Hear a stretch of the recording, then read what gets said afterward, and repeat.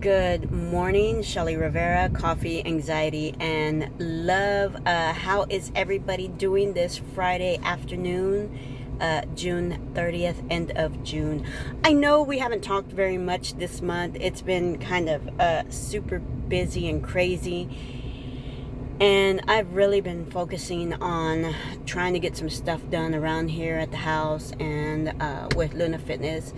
And it's just completely occupied my mind. I've been very, very stressed and very, very overwhelmed all this month. And it's just a vicious cycle that I see we're going to be in for a little while. And I'm just trying to figure out how to function it, how to go through it, because it's not going to stop. It's not going to stop anytime soon, and it's still going to be there all the time. Every day we wake up, it's here today, it's going to be here tomorrow until, things pick up for the Healthy Hippie Ranch and Luna Fitness. So until then, I need to figure out what it is that I need to do so that, number one, my anxiety comes down, my overwhelmingness feelings come down, my frustrations minimalize, my stress becomes less. There's always going to be all these things every day or any given day, so they're not going to go away completely. I know that, but I need to figure out what is the thing that I need to do to make sure that Michelle's okay. And that's what I've been trying to focus on all this month. And little by little, I've been doing things around here, and all of it it's for me. Everything that I've been doing, it's been for me to help relieve other areas in my life, so that I don't have to worry about those things. Like, they're still on top of doing the Healthy Hippie Ranch, on top of doing Luna Fitness Evolution, on top of doing Camp Gladiator, on top of doing my sampling events with Portastic on the weekends, which I'm running around all over town, and on top of Camp Gladiator, which I love. I, in between, have to be the caretaker at the house, for the house. We don't have kids, so that's one good aspect of it. If I had kids, I'd be going crazy right now, and there's no way I could do all this stuff. Just no way. I know that. I've already done the kid thing, and there's no way I could do all this with kids, even being a stay-at-home mom. And so I still have to come in between all those things and be the homemaker, the housewife, the wife. And it's a lot, and some days it gets overwhelming. And this morning, usually I'm up early, and I'm 4 o'clock on some days, because I have to get ready for Camp Gladiator in the morning.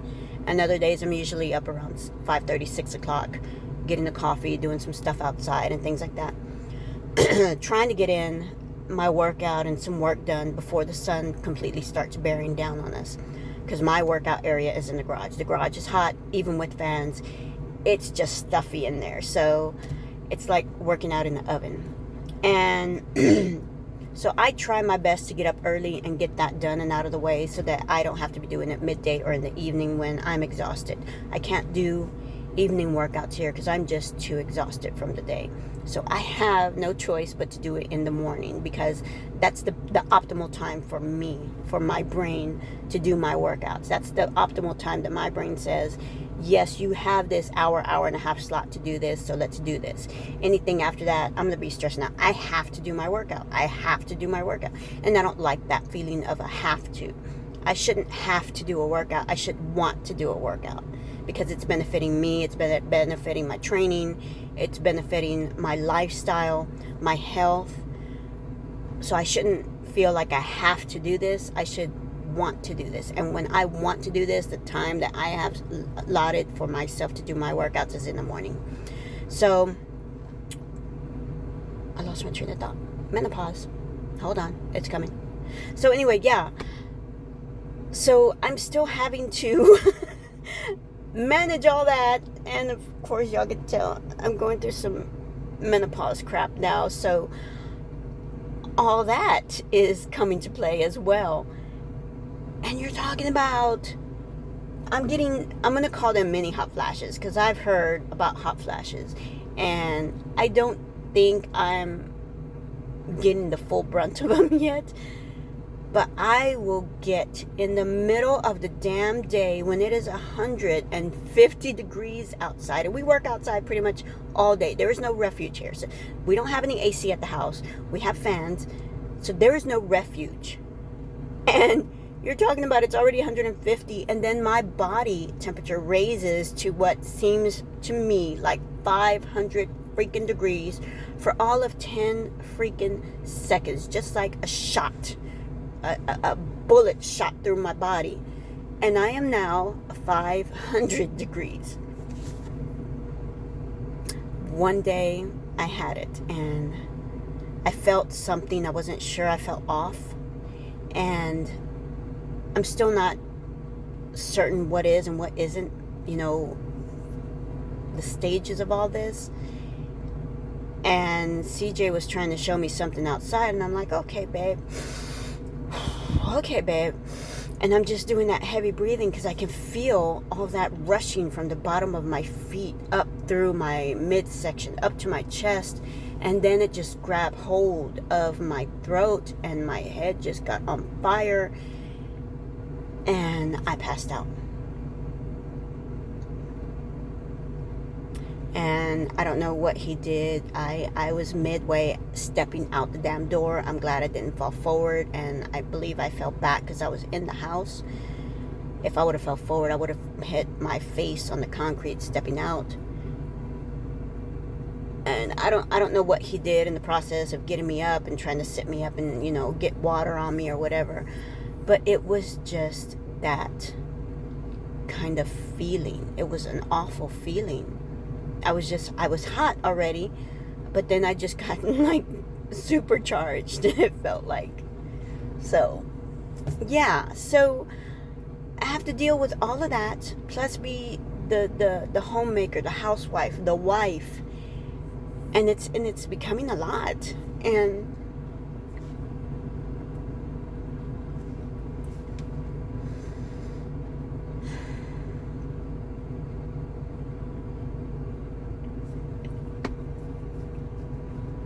I know he doesn't understand all of it. And I know there are moments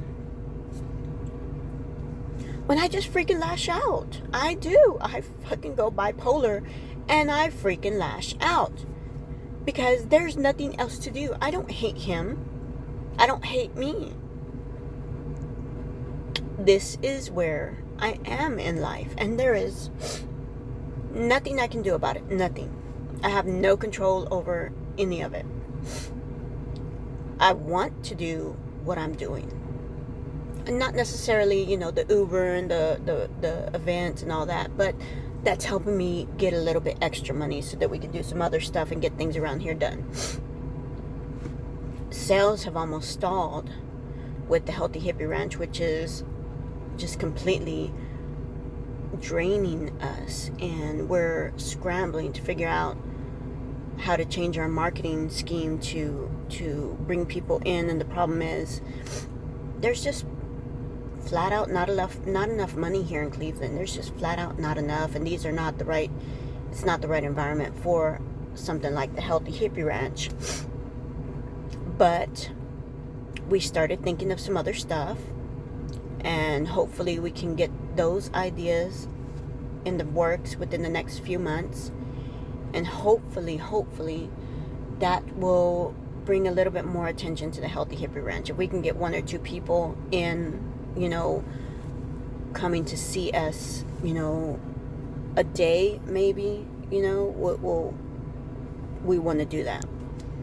But for right now, we've modified our traveling idea just for a little bit. We've not put it on hold, but we've modified it. So we're going to focus on what we have right now. And what we have is this house and the Healthy Hippie Ranch. And we need to figure out how to make that work. Because at the moment, we're very close to drowning. And it's not a good feeling. And he's very, very good. CJ stays very positive. He tells me not to think of the negative, and I try not to. But I'm a mom. I'm a parent. And I had a freaking breakdown.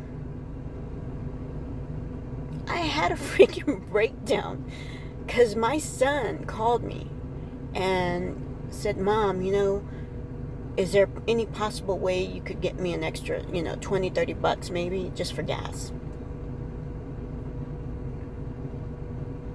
And I've always been able to help them, and they've never asked for hundreds of dollars, no. They've always asked for a little bit extra here and there, $10, $20, $30, Mom. And it's not all the time, it's just every now and then, and yeah, I got it. I got it. And I had to say no this time because, I did have it, but that was my last, $40. So I couldn't just, that would leave us with nothing. No gas, no food, no nothing, Granted, $40 doesn't go very far, but we don't do very much here. Most of the time we're here at the house. We cook at home. We eat here. We bought some supplies enough to where we can make our own bread. We can make our own tortillas. We have a never-ending supply of beans and rice because my husband thought to buy a 20-pound bag of each one of those a while back, and it's been helping us, just supplement for the moment. So, yeah, it's been that kind of month. This has been one of the hardest months since we started doing all this about 1.5 years, 2 years ago. This has been the one that's hurting us the most. And we close out this month, fortunately, not in the negative. We're balanced out. We're at zero, but we're not negative. We could be real soon by the end of the day, but we'll deal with that if it happens. So the only thing I know to do is to talk, to get it out, and to release all that so that I don't keep it locked up.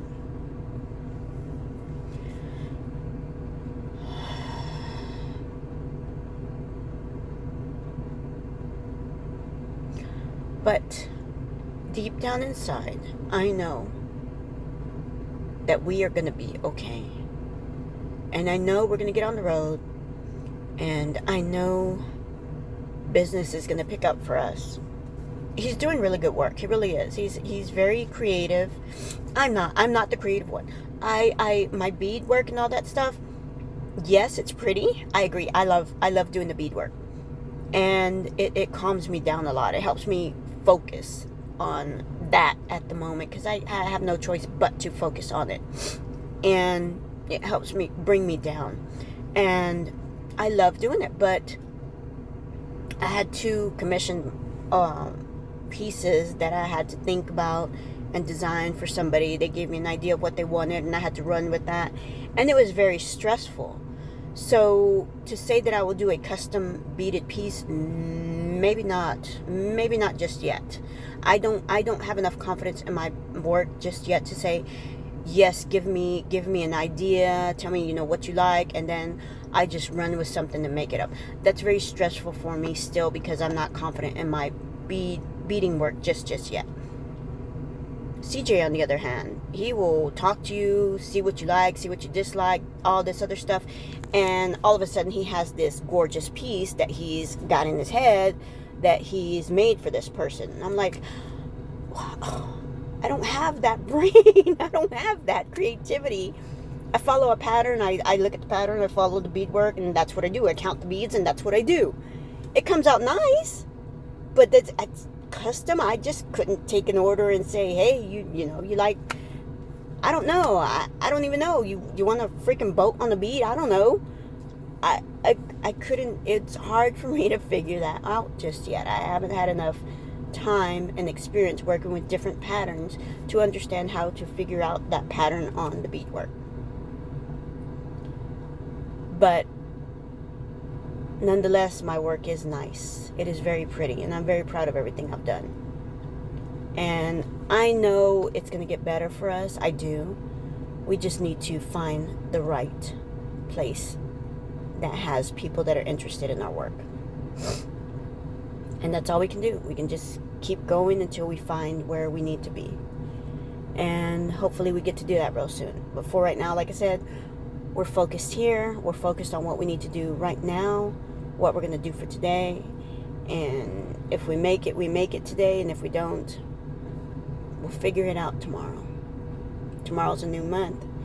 Hopefully it'll go a lot better than this June, because like I said, this June's been the hardest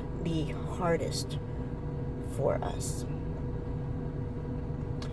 So I do pray and wish everybody happiness and health and abundance, and I send many blessings to everybody as we close out this month. And I will, start rolling the videos a little bit more frequently come July. I feel too, not focusing on the things that I've committed to is stopping some of my blessings coming through. So I started something, I need to commit to it and commit to it well. So I will try to do more videos and make sure that we talk a lot more so I can get things out. Shelly Rivera, this is Coffee, Anxiety, and Love, and I wish you a happy, healthy, prosperous, and of course always abundant Friday, end of June. Love you guys.